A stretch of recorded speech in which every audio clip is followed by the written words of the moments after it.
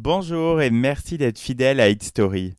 En 1985, Alain Souchon caracole en tête du top 50 avec une chanson inspirée d'un souvenir douloureux d'adolescent.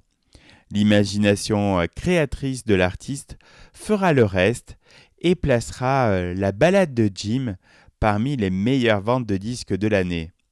Au mois de mars 1985, son contrat avec RCA arrivant à expiration, Alain Souchon, à l'instar de ses confrères Julien Clerc et Renaud, décide de signer chez Virgin, une maison de disques réputée pour son dynamisme artistique et son développement à l'international des chansons.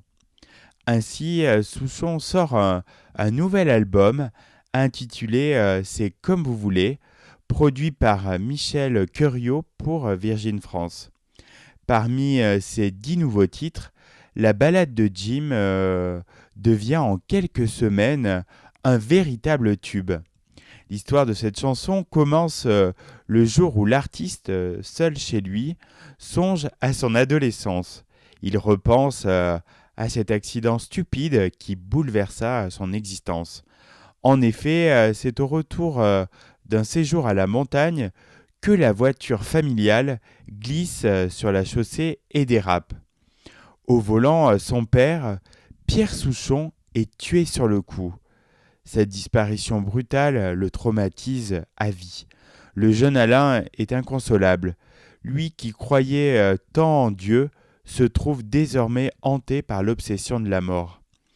C'est ainsi que bien des années plus tard, au moment où il cherche l'inspiration pour écrire la ballade de Jim, il puise dans la nostalgie de sa mémoire et repense à ce drame familial. Son esprit se trouve parfois divisé par des souvenirs partagés entre l'avant et l'après-accident. Pour sa chanson, il imagine alors le désespoir d'un homme abandonné par sa fiancée, se saoulant au volant de sa Chrysler et pleurnichant. Mais Souchon veut une fin de texte digne d'un roman d'Hemingway.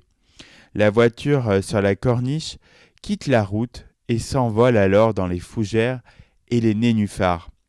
Très vite et sur une musique de Laurent Voulzy, la chanson est enregistrée au studio Plus 30 à Paris.